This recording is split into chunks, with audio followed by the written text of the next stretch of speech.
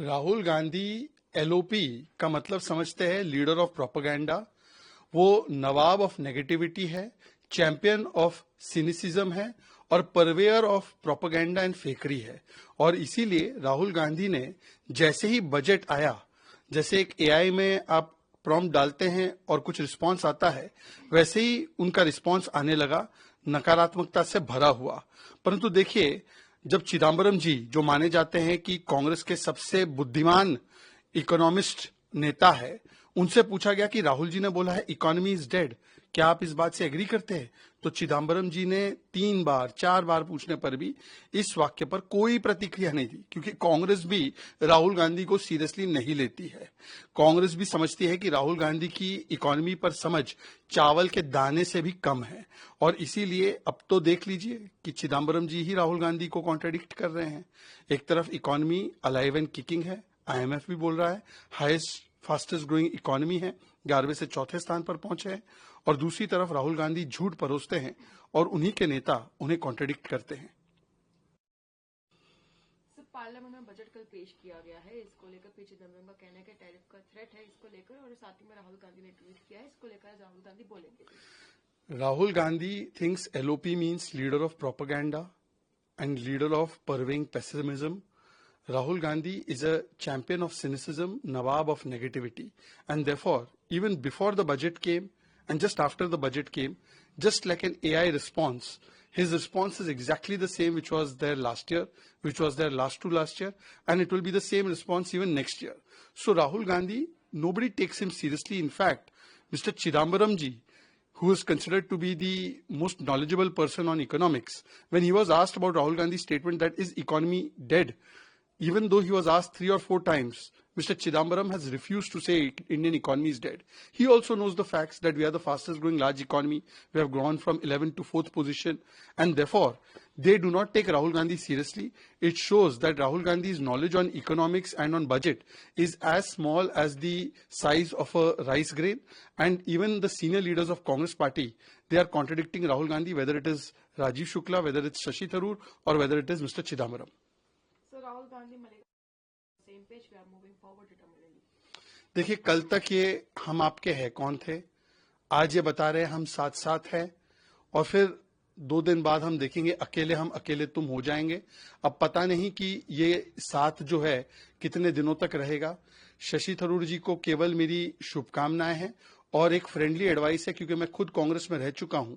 मुझे तो पता है कि जब भी कोई देश की या पार्टी की बात करता है और परिवार के ऊपर देश को रखता है, उसको साइडलाइन किया जाता है, जिल्लत झेलनी पड़ती है। तो मैं शशि थरूर जी को सिर्फ बोलूंगा कि ऑल द बेस्ट। ऐसा ना हो कि अब हम साथ साथ है, अकेले हम अकेले तुम में बदल जाए। सी टिल यस्टरडे दे वर हम आपके है कौन, today they are saying we are हम साथ साथ है। But I have prediction that in few days it will be अकेले हम अकेले तुम, because I myself have been in Congress party. I will give friendly advice to Mr. Shashi Tharoor ji.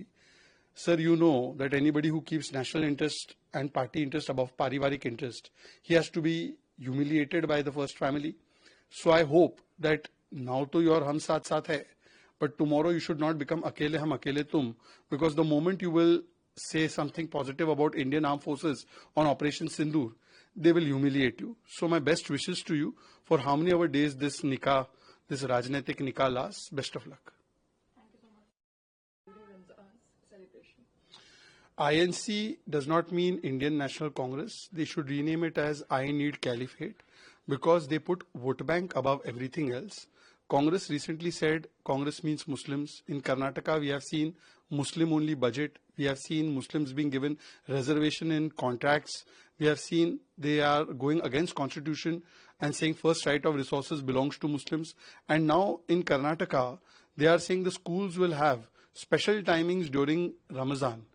Okay, but have you made such concession during Hindu festival? You are saying that the teachers and staff can leave early on Ramazan, but is the same thing allowed during Navaratra? So it shows that Congress party, for it karo Hindu aastha ka apman and treat vote bank as their dukan, this has become their only pehchan, and therefore they always put one vote bank first. They do not have the vision of doing things fairly and equally as per constitution for everybody. They make special exceptions, and this has been seen in Karnataka over and over again. Announcement की गई कि school की timings को change किया जाएगा। देखिए, INC का मतलब इंडियन नेशनल कांग्रेस नहीं, आई नीड कैलिफेट होना चाहिए, क्योंकि जिस प्रकार से ये लोग केवल और केवल एक वोट बैंक को सबसे ज्यादा महत्व देते हैं, संविधान को नहीं। ये वही लोग हैं जो कहते हैं मुसलमानों का पहला अधिकार होगा संसाधनों पर, कांग्रेस मीन्स मुस्लिम्स, मुस्लिम को कॉन्ट्रैक्ट में भी रिजर्वेशन मिलना चाहिए, मुस्लिम आरक्षण हो जाना चाहिए, संविधान के खिलाफ जाकर ये बातें बोलते हैं, मुस्लिम ओनली बजट देते हैं। अब कर्नाटका में स्पेशल टाइमिंग होगा स्कूल का रमजान के समय, बोलते हैं कि स्टाफ को हम लोग जल्दी जाने देंगे रमजान के समय। ठीक है, कोई समस्या नहीं है, परंतु आप बताइए कि नवरात्र में क्या पाप किया हिंदुओं ने? तो हिंदुओं को नहीं देंगे ये सारी चीजें। एक ही दृष्टि से ये लोग काम करते हैं, वोट बैंक को संविधान के ऊपर रखते हैं। ये बहुत ही गलत बात है और ये दिखाता पैटर्न है कि कैसे हिंदुओं का करो अपमान और अपनी चलाओ वोट बैंक की दुकान, यही बन चुकी है कांग्रेस की पहचान।